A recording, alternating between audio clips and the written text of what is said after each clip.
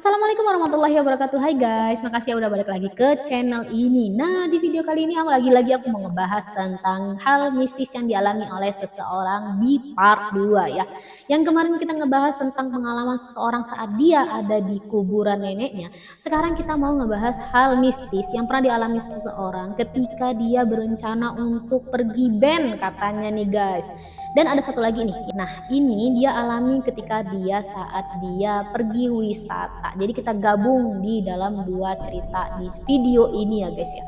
Dan bagaimana ceritanya? Mari kita bahas langsung aja ke video. Check it out.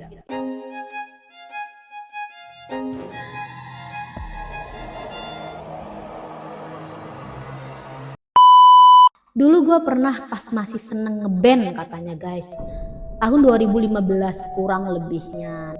Nah ini ceritanya anak band nih guys. Tapi dulu katanya cari studio musik di daerah pegunungan pelosok gitu, malam-malam jam 10-an lah kira-kira ya. Jadi dia ke tempat studio musik sekitar malam-malam jam 10-an malam. Lumayan malam ya, kenapa nggak dari sore gitu kan nyarinya ya. Kita nggak tahu deh ya, namanya hobi seseorang nih guys. Terus gelap banget medannya, ditambah nggak ada orang satupun kondisinya di saat itu guys, di tempat itu.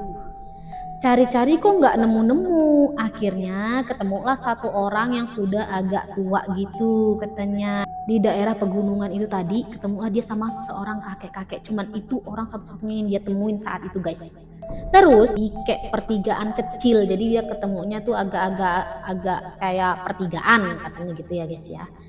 Kami bertanyalah nih, dia kondisinya bertiga nih katanya nih guys, dalam kurung bertiga. Dia jadi saat itu bertiga ya guys. Pakai bahasa Jawa nih dia nanyanya guys. Kulon nuwun pak, diinggapunten mau tanya katanya guys. Rumahnya bapak ini siapa, lupa namanya, dia juga lupa nih guys. Dia nanya seseorang tapi dia lupa nih kondisinya nama bapak itu ya. Rumah si ini, si A aja kita sebut ya guys.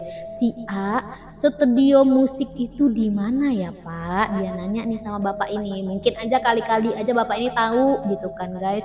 Karena dia dari tadi udah bingung nih mau nanya sama siapa, nggak ada satu orang pun, cuman bapak ini yang bisa saya tanya gitu guys.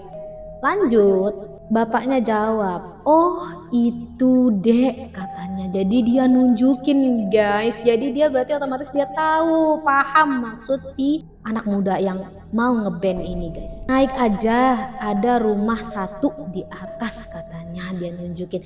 Naik sedikit lagi, nanti kalau ada rumah satu di atas itu, itulah rumahnya kata si bapak itu guys. Oke, lanjut kami naik katanya. Dia langsung lanjut naik karena udah merasa yakin nih bener nih bapak ini nggak mungkin salah, karena kita juga nanyanya nggak sampai berulang-ulang kali kan katanya guys.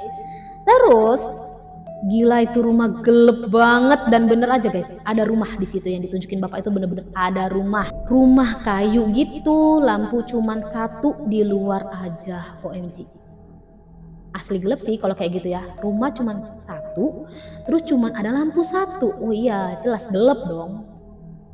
Lampu kuning redup lagi, dan lampunya udahlah satu, kuning pula, redup lagi guys. Udah kuning, redup lagi, nggak sih?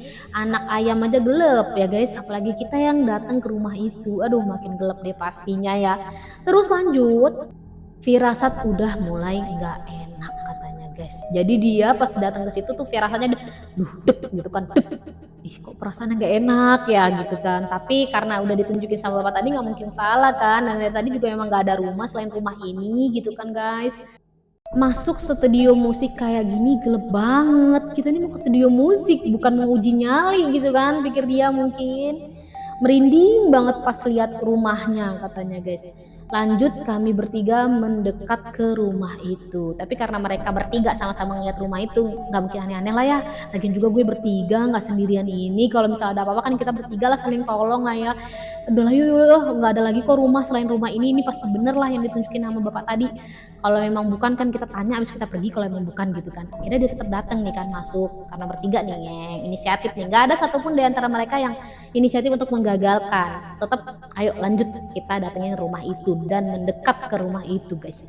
Terus kita lihat tuh ke dalam lewat jendela. Jadi dia ngintip dulu, nggak langsung ngetok atau masuk.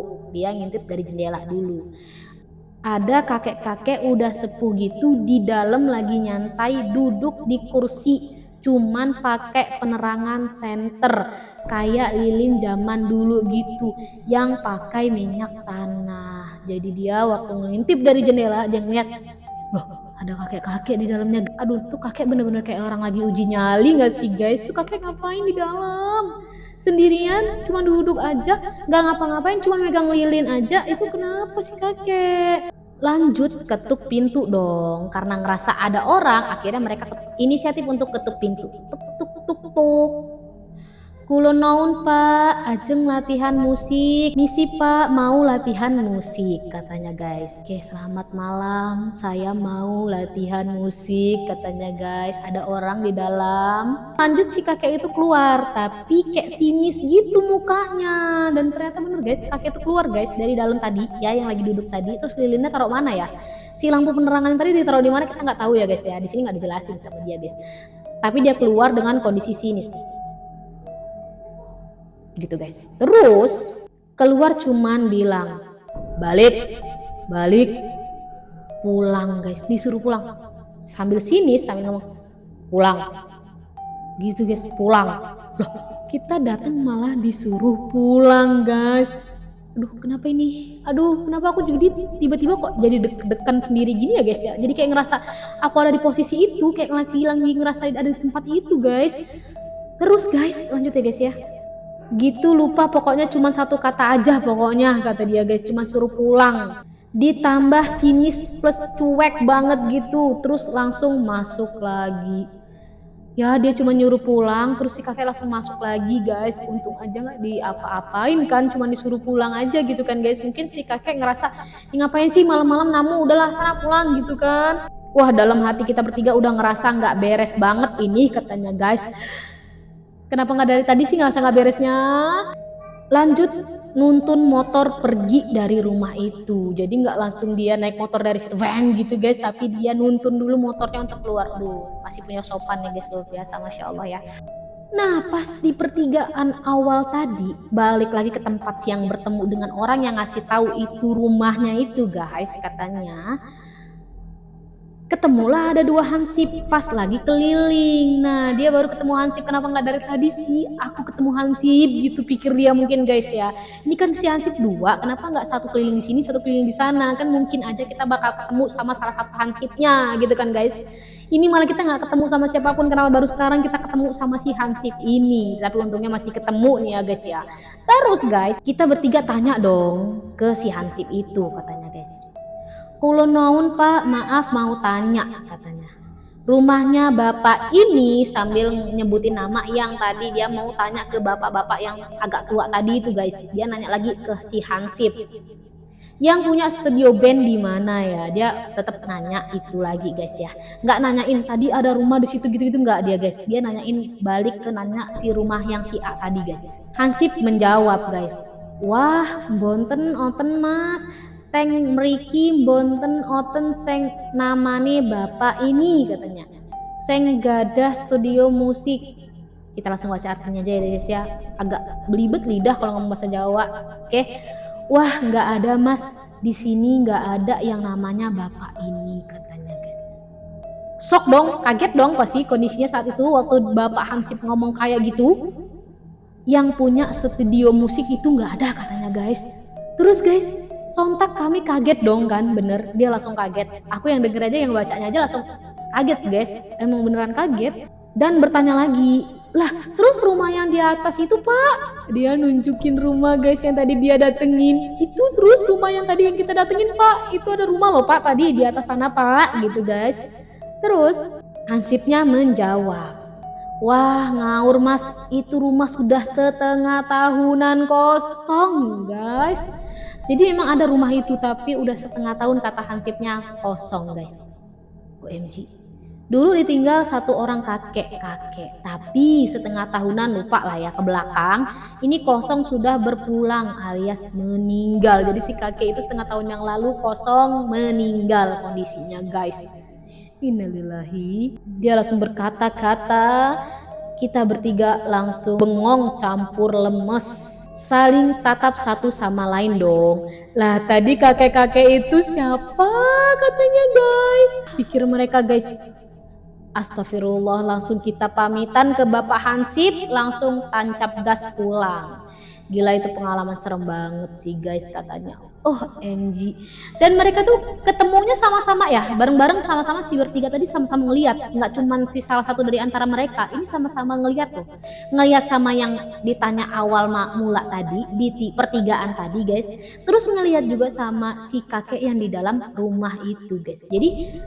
Jadi ini sama-sama bertiga melihat dan sama-sama kaget tahu kalau ternyata tidak ada orang di dalam rumah tersebut guys. Kok agak mirip-mirip sama cerita yang pernah aku ceritain di channel aku ya guys ya, tentang seorang tukang ojek yang membawa seorang kakek-kakek yang konon katanya ternyata kakek tersebut sudah meninggal dan dia masuk ke dunia dimensi kakek tersebut ya. Dan ini sama lah ya kayak gitu ya, orang tiga tersebut ini kayak masuk ke dimensi lain gitu ya guys ya.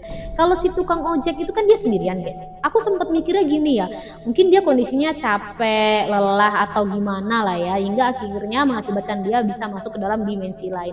Tapi ini bertiga guys, ini apakah tiga-tiganya capek dengan hal yang sama, dengan perasaan yang sama hingga dia bisa masuk ke dimensi lain? Kalian pernah nggak sih guys dengar cerita gitu? Dan kalian ada nggak nih salah satu dari kalian yang paham dengan hal-hal yang seperti itu? Kalau emang kalian paham, tolong jelasin dong apa sebabnya biasanya ada seseorang yang bisa masuk ke dimensi lain seperti itu guys. Nah ini ada salah satu juga nih ceritanya nih ya guys, seorang ibu yang masuk ke dimensi lain juga. Nah langsung aja kita nih ya guys ya, kita bacain juga ceritanya. Cerita nyata katanya guys, ibu saya sampai di caps besar gitu ya guys ya, supaya orang semakin yakin bahwa ini cerita bener-bener nyata guys katanya guys. Ibu saya waktu kami liburan ke Jogja nih guys katanya ya, di salah satu tempat wisata, ke salah satu candi katanya guys. Waktu dia pergi ke toilet, pas dia selesai dan mau keluar nih ya katanya nih guys, tiba-tiba aja dia tersadar berada di tengah sawah. Jadi dia di tempat wisata tersebut ke kamar mandi ini guys ya, dia mau ke kamar mandi, ke WC. Terus ketika dia buka WC itu, kok bukan tempat yang tadi dia masukin ya, bukan ke tempat yang WC tadi dia masuknya, bukan di sini loh, kok tiba-tiba udah di tengah-tengah sawah. Terus guys lanjut ya, yang mana lokasinya jauh dari candi itu, dan yang lebih bikin kagetnya jauh banget lokasinya dari tempat candi guys. Oh ini nggak masuk di akal banget ya. Terus guys, bahkan untuk ke sana harus jalan menanjak katanya guys. Jadi nggak mungkin gitu ibunya tadi turun ke situ gitu guys menurut dia. Yang mana mustahil ibu saya bisa jalan sejauh itu karena kakinya sakit ya. Ini kakinya nggak sakit aja mungkin kondisinya mustahil, karena kan kondisinya jauh ya guys ya, apalagi kondisi kaki sakit dan seorang ibu-ibu tiba-tiba ada di situ, kan makin mustahil nih pikirnya guys. Alhamdulillah ibu saya baca ayat kursi, dia langsung bisa cari jalan keluar guys, dan telepon kami yang udah panik. Saya kesana jemput harus pakai motor sapam di sana guys. Jadi kondisinya ibu itu wisata tuh bareng-bareng kan, nggak cuman ibu itu sendiri ke tempat itu. Ketika keluarganya itu nungguin kalau anak ibunya ini sedang di kamar mandi, kok ibunya nggak keluar-keluar, terus ibunya nelpon kalau dia udah ada di lokasi di tempat yang lain guys. Anaknya sempat kaget juga nih, terus dijemput pakai motor sapam kan guys.